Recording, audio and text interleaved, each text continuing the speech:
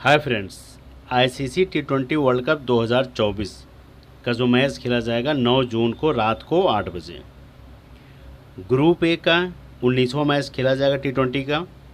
ये मैच किसके बीच खेला जा रहा है? ये मैच खेला जाएगा इंडिया वर्सेस पाकिस्तान का। टी20 वर्ल्ड कप का सबसे टॉप का मैच है ये, इंडिया और पाकिस्तान का।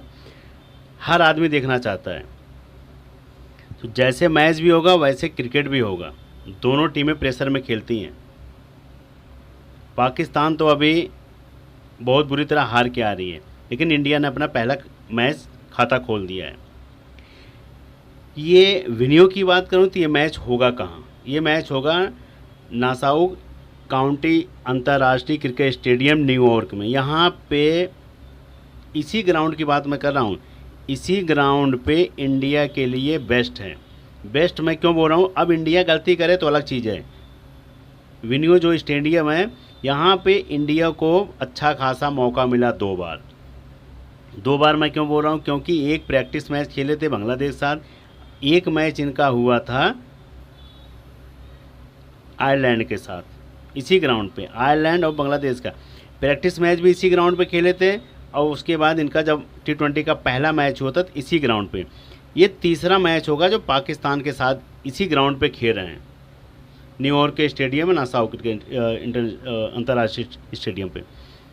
तो इनको इंडिया वालों को अच्छा खासा अनुभव हो गया होगा। पाकिस्तान तो ये पहला मैच खेलेगी इसी ग्राउंड पे। और यहाँ पे अभी तक जितने मैच हुए हैं, 3 मैच हुए हैं। देखो, आपको 3 मैच का आंकड़ा दिखाऊंगा तो हैरान रहोगे। हैरान वाली बात ये मैं करूँ कि देखो, ये श्रीलंका, साउथ अफ्रीका, ये सब वर्ल्ड की टॉप टीमें हैं, लेकिन दहाई पे नहीं पहुँच रहे। सैकड़ा पर नहीं पहुंची, दहाई में है, सैकड़ा नहीं बना पाई। और उसके बाद आयरलैंड और इंडिया का, ये भी टॉप की टीमें हैं, लेकिन आयरलैंड भी सैकड़े पर नहीं पहुंची, दहाई में रह गई। फिर उसके बाद जब छोटी टीम का मैच हुआ, ध्यान देना इस चीज़ का, छोटी टीम का मैच हुआ कनाडा वर्सेस आयरलैंड का, तो कनाडा ने 137 रन बना दिए। अब आप सोच सकते हो, कनाडा 137 रन बना दिए, उसके बाद आयरलैंड को हरा भी दिया 12 रन से। तो इस समय छोटी टीमें बहुत ज़्यादा अच्छा खेल रही हैं।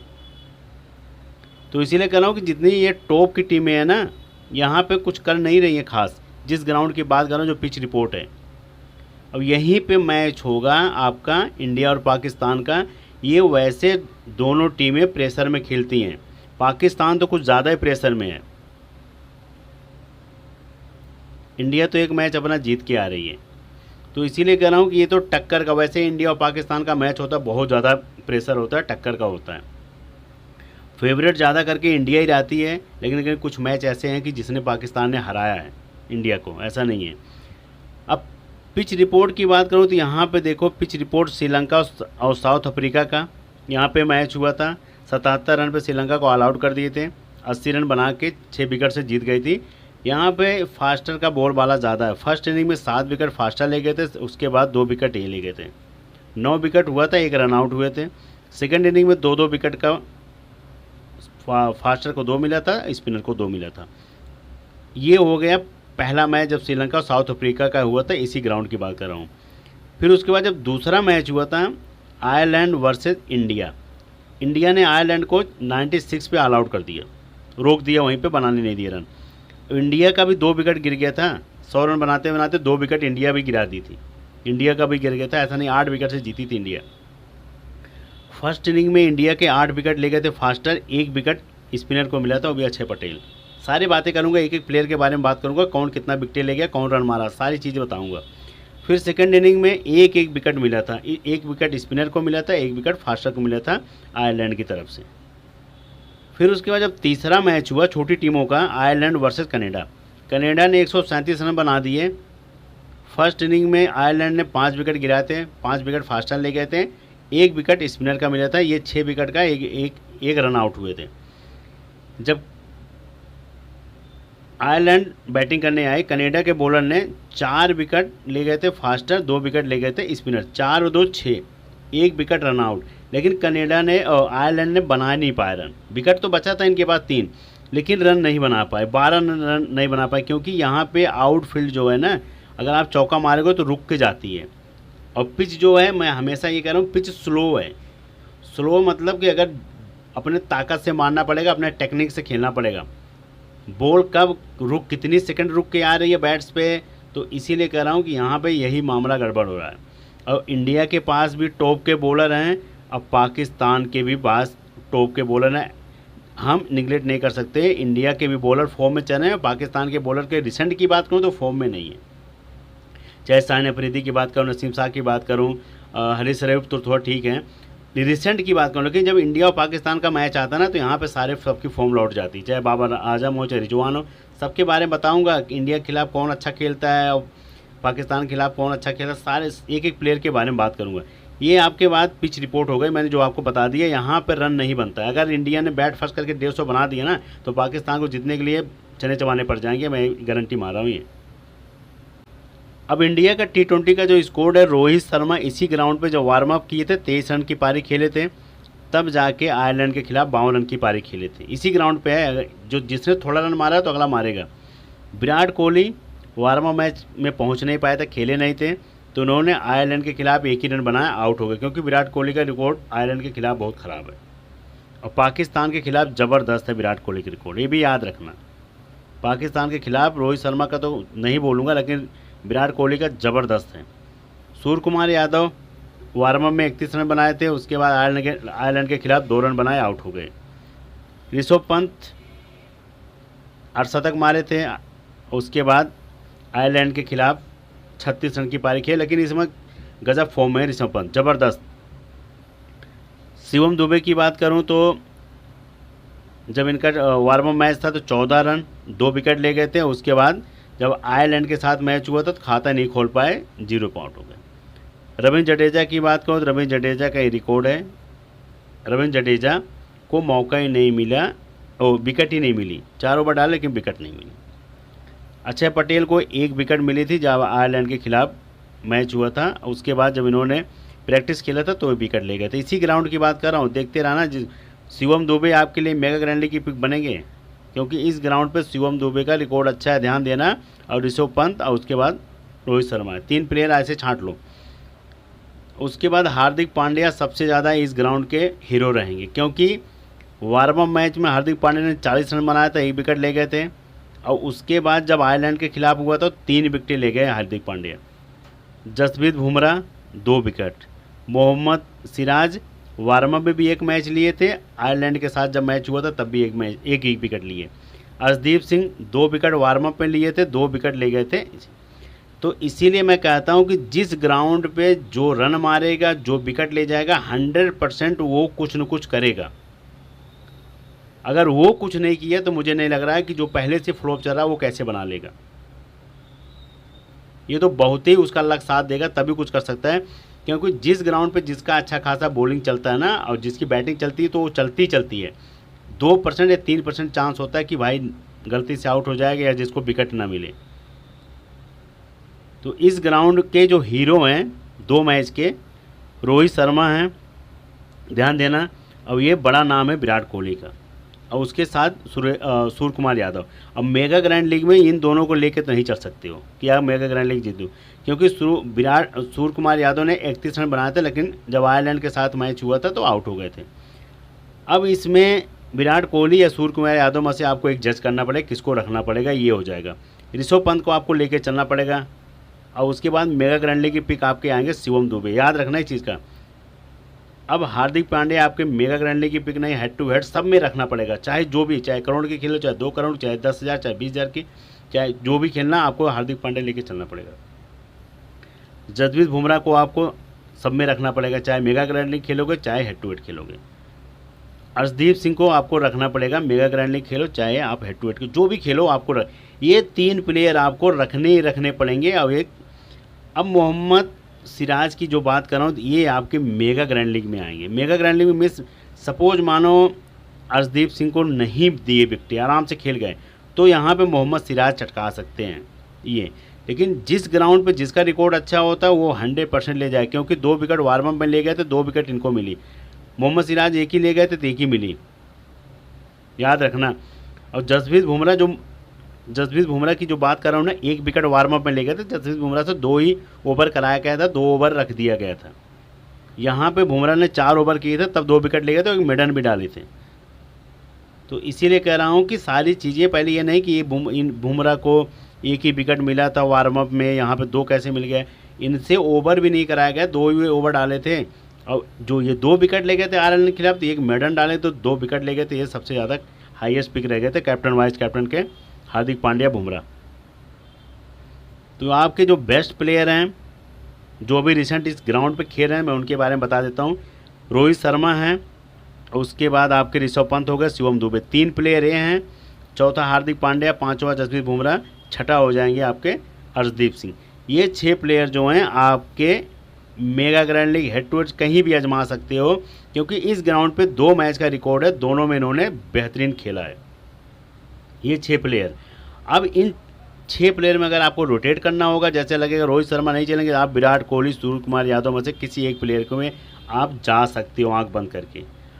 और इनमें से लगेगा कि यहाँ पे बैट्समैन नहीं चलेंगे, तो आप यहाँ पे फिर ऑलराउंडर पर आ जाना, रविंद्र जडेजा, अक्षय पटेल, क्योंकि ये खेलेंगे क्योंकि बैटिंग लाइनअप मजबूत करना है। अगर ऊपर का टॉप ऑर्डर आउट होता है तो रन बनाने वाला है ऋषभ पंत, शिवम दुबे, रविंद्र जडेजा, अक्षय पटेल, हार्दिक पांड्या, ये तो 4-5 प्लेयर चाहिए ना। अगर ऊपर का सूर्य कुमार यादव, विराट कोहली, और उसके बाद रोहित शर्मा अगर आउट हो गए, 3 विकेटें फटाफट गिर गई 3-4 ओवर में, तो फिर ऋषभ पंत और शिवम दुबे, अक्षय पटेल, हार्दिक पांड्या यही तो बचाएंगे। अगर हम ज़्यादा बॉलर लेके आ जाएंगे तो ऑलराउंडर भी नहीं खिलाएंगे तो हमारा टीम खत्म हो जाएगी, बैट्समैन ही नहीं बचेंगे।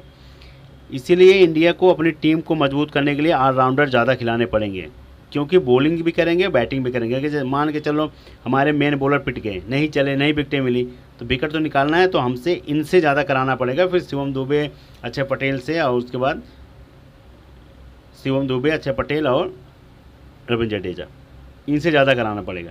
लेकिन मैंने आपको जो बोला हूँ, ये 6 प्लेयर आपके मेगा ग्रैंड लीग की पिक हैं। अगर इसमें आपको 2 प्लेयर मैंने आपको पहले बता दिया, Surya Kumar Yadav, Mohammed Siraj, mega grand league की पिक सबसे बेस्ट रहेंगे। अब और उसके बाद शिवम दुबे, ये 3 से 4 प्लेयर मेगा ग्रैंड लीग के आपके सबसे ज़्यादा रहेंगे, क्योंकि मोहम्मद सिराज की थोड़ा पोजीशन डाउन रहेगी, शिवम दुबे की भी रहेगी, और सूर्य कुमार यादव की भी हो सकता रहेगी। पिच के अकॉर्डिंग रहेगी, अगर पिच अच्छी होती, सरफेस अच्छा होता तो रन बनता है। तो इंडिया की तरफ से ये बेस्ट हो जाएंगे। और उसके बाद जो बेंच पे बैठे हैं, यशस्वी जायसवाल हैं, संजू सैमसन, युजवेंद्र चहल, कुलदीप यादव, मुझे नहीं लग रहा है किसी को मौका मिलेगा इनमें से। इस ग्राउंड पे तो नहीं मिलेगा, अदर ग्राउंड पे होगा, हो सकता है मौका मिल जाए। अब पाकिस्तान का जो T20 का स्कोर हुआ, पाकिस्तान और USA का एक मैच हुआ था, जिसमें पाकिस्तान सुपर ओवर में हार गई थी, क्योंकि पाकिस्तान ने 159 रन बनाए, USA ने भी 159 रन बनाए, लेकिन पाकिस्तान के 7 विकेट गिरे थे, USA के 3 विकेट गिरे थे। ये है पाकिस्तान का रिकॉर्ड, जिसमें USA ने हराया था, बहुत बदनामी हुई पाकिस्तान की। बाबर आजम की बात करूँ तो बाबर आजम 32 रन, जब इनका इंग्लैंड के साथ मैच हुआ था। इंग्लैंड और पाकिस्तान का जब सीरीज हुआ है, अभी जल्दी की बात है, बहुत ज़्यादा टाइम नहीं हुआ है, उस मैच का है, क्योंकि अभी इनकी रिदम चली नहीं रही किसी की। और ये USA के खिलाफ बनाए थे, 44 रन की पारी खेले थे।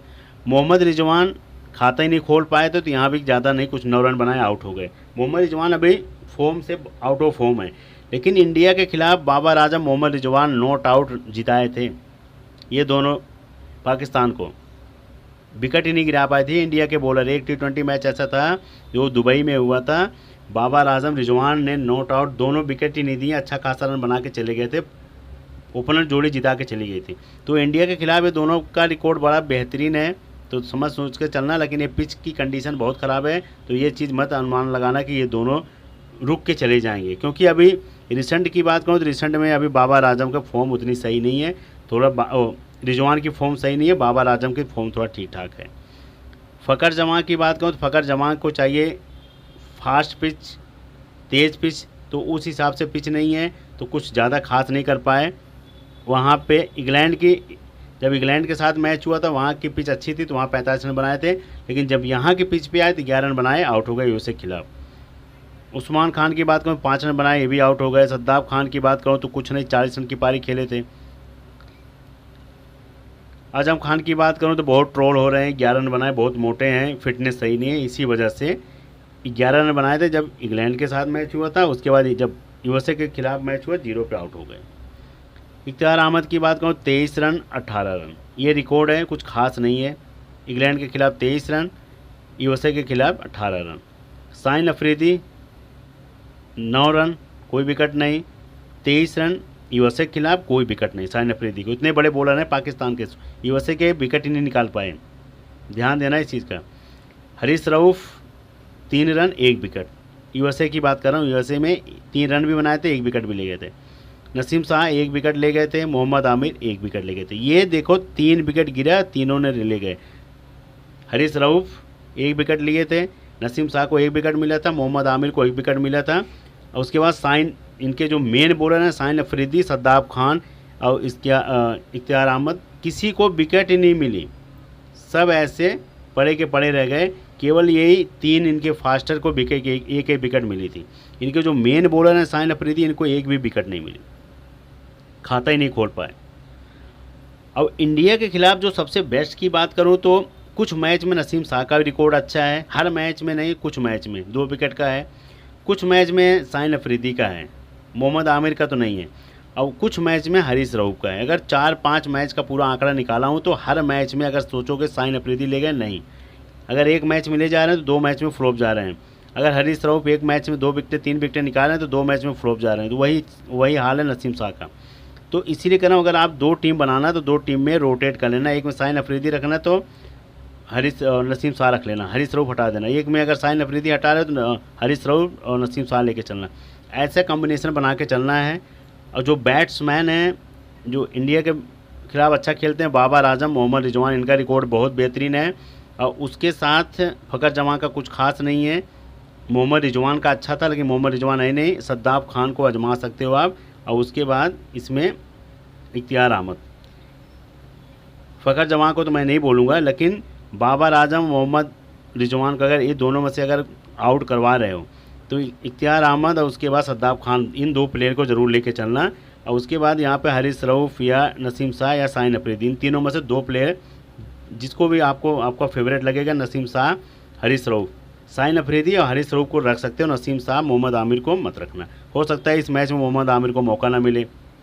ये जो बेंच पे बैठे हैं इनमें से किसी को मौका मिल जाए, या हसन अली को मिल जाए, मोहम्मद वसीम को मिल जाए, अबरार अहमद को, इसमें से ज़्यादा हसन अली को ज़्यादा चांस लग रहा है मौका मिल जाए मोहम्मद आमिर की जगह। और हो सकता है ये भी आजम खान को भी हटा के किसी और को प्लेयर लेके आ जाए। तो 1 से 2 बदलाव इस बार मुझे लग रहा है कि पाकिस्तान की टीम से 2 बदलाव, जहाँ तक मेरा अनुमान है, एक आजम खान, मोहम्मद आमिर, 2 बदलाव मुझे लग रहा है पाकिस्तान की तरफ से हो सकते हैं। एक में तो अगर बॉलिंग में आएंगे तो हसन अली आएंगे 100%, ये आएंगे हसन अली। अब इसमें टॉप की बात करूं, जो इंडिया के अगेंस्ट खेलते हैं, बाबर आजम, मोहम्मद रिजवान हो जाएंगे बढ़िया। उसके बाद आपके शाहिन अफरीदी, हरीश रऊफ, ये 4 प्लेयर जो पाकिस्तान की तरफ से सबसे टॉप पिक रहेंगे। अगर आपको लगेगा इसमें से ऊपर का टॉप ऑर्डर आउट होता है तो आपको पहले बोल दिया, सद्दाब खान, इख्तियार अहमद, ये 2 प्लेयर लेके चलना। उसके बाद शाहिन अफरीदी, हरीश रऊफ, इन लेके चलना। लगेगा शाहिन अफरीदी को नहीं कुछ कर पाएंगे तो हरीश रऊफ, नसीम शाह, इन 2 को लेके 4 प्लेयर ऐसे लेके चलना है। अगर आपको लगेगा उस्मान खान को ले सकते हो, मेगा ग्रैंड लीग की पिक निकलेंगे। अगर अच्छा खासा रन मार दिए 35-40 रन तो मेगा ग्रैंड लीग की पिक रहेंगे उस्मान खान, ये नज़र रखना। अब जो ये टीम है इंडिया और पाकिस्तान की तरफ से रहेंगे मोहम्मद रिजवान, बाबर आजम, सद्दाब खान, शाहिन अफरीदी, हरीश रऊफ, 5 प्लेयर रखेंगे ये पाकिस्तान की तरफ से। इंडिया की तरफ से ऋषभ पंत, रोहित शर्मा, विराट कोहली, हार्दिक पांड्या, जसप्रीत बुमराह, अर्शदीप सिंह, 6 प्लेयर रहेंगे इंडिया की तरफ से। अब इंडिया की तरफ से 6 क्यों रख रहा हूँ, क्योंकि वार्म अप मैच में आयरलैंड के खिलाफ रोहित शर्मा का रिकॉर्ड अच्छा है, ऋषभ पंत का भी रिकॉर्ड अच्छा है वार्म अप में आयरलैंड के खिलाफ। विराट कोहली वार्म अप पहुँचे नहीं थे तो आयरलैंड के खिलाफ इनका रिकॉर्ड थोड़ा वैसे डगमगाया हुआ है। पाकिस्तान के खिलाफ इनका रिकॉर्ड बेहतरीन है, तो उस बेहद पे इनको रख रहा हूँ।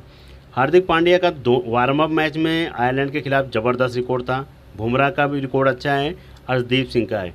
इसी ग्राउंड पे अर्शदीप सिंह का 2-2 विकेट का रिकॉर्ड है। उसके बाद बुमराह का बेहतरीन रिकॉर्ड है, हार्दिक पांड्या का है। तो इसीलिए मैंने जो की प्लेयर हैं उनको लेके चल रहा हूँ मैं। और उसके बाद ये 3 बॉलर